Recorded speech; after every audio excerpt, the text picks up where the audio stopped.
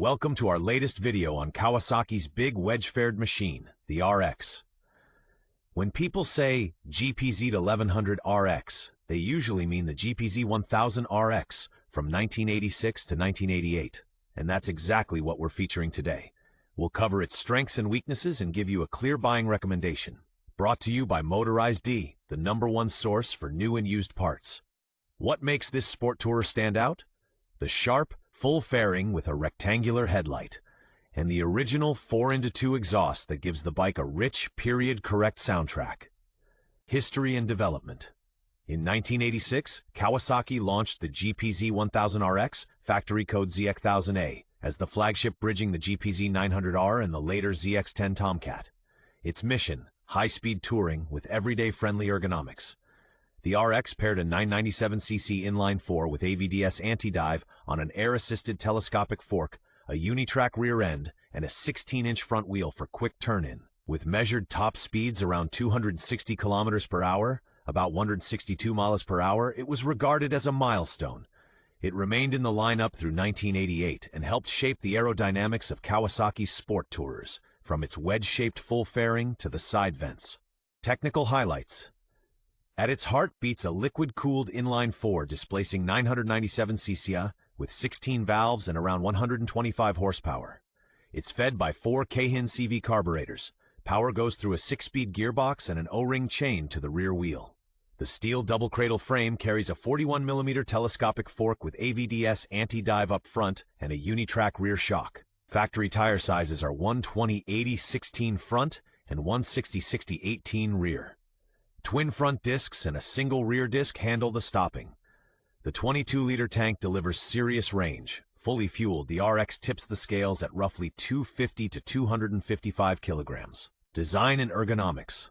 The 1000 RX wears that signature 80s wedge, a wide full fairing with a rectangular headlight, side cooling ducts, and a taut tail capped by a 2-piece seat.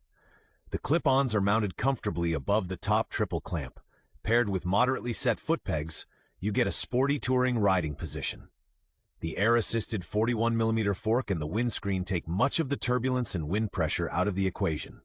A neat touch, the slender, fairing-mounted mirrors on stalks don't eat into the already tight steering lock and emphasize the bike's clean, straight-lined look. Handling and everyday practicality. On country roads, the RX tips into corners eagerly. The 16-inch front wheel makes for quick direction changes, but it rewards a well-sorted tire setup and proper pressures. On the highway, its straight-line composure impresses, and the aero-efficient fairing takes the wind off your chest. The 4-cylinder pulls smoothly and flexibly from around 3,000 RPM with no hiccups, and the 22-liter tank makes commute and tour days easy to plan. Day-to-day wins. Sturdy tie-down hooks under the tail, a comfortably low 790mm seat height, and a clutch lever that's easy to modulate. Strengths and highlights. The RX impresses with a broad, flexible power delivery and effortless top-end speed. A true high-speed tourer with real character. Its steel double-cradle frame inspires confidence. The full fairing offers excellent wind protection, and the twin disc brakes deliver consistent, fade-free stopping power. A signature touch. The factory-fitted 4x2 exhaust, which not only perfects the classic look but also convinces with a subtle, sonorous note. If you want to reel off long distances at pace, the RX is a stable, long-haul companion with a surprisingly light, communicative front-end feel. Weak spots and common issues. There are a few known trouble spots. Second gear can pop out under hard acceleration as the shift dogs wear. The cam chain tensioner is prone to rattling. Many owners switch to a manual unit. The regulator, rectifier, and stator suffer from heat, and the fan switch can fail. Coolant temps then climb quickly in stop-and-go traffic. The 16-inch front wheel is picky about tires. The wrong profile makes the front end twitchy. A frequent gripe is a flat spot in throttle response around 3,000 to 4,000 RPM, usually down to carb jetting. Also check the fairing stays and the AVDS anti-dive seals for cracks and leaks. Accessories and customization options.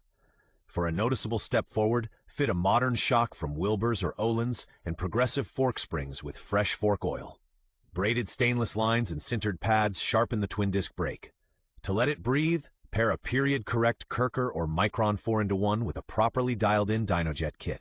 For comfort, add an MRA touring screen, an LSL Superbike handlebar kit with risers, and a Givi monokey rack system. There are also 17-inch front-end conversion kits for more neutral, predictable handling.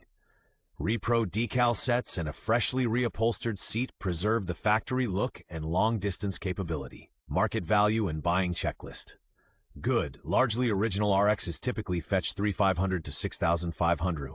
Exceptionally well-kept, stock, unmolested bikes can top €8,000.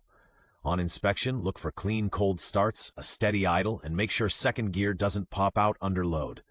Verify charging voltage from the regulator stator and test that the radiator fan switch kicks in. Confirm the AVDS is working, check the fork seals, and inspect the Unitrack linkage bearings. Examine the carb diaphragms and intake boots for cracks. Value hinges on crack-free original bodywork and the factory 4-in-2 exhaust. A documented valve clearance service is a big plus. Verdict and buying advice. The GPZ 1000 RX is a rare blend of high-speed ability and everyday usability, with a strong 997C inline 4 and impressively effective aerodynamics. If you find a clean, unmolested example, budget for a suspension and brake refresh, and choose tires with approved fitment for the 16-18-inch wheel combo. The known technical weak points are manageable, and consumables are easy to source. Our recommendation: buy if the condition, originality, and test ride check out.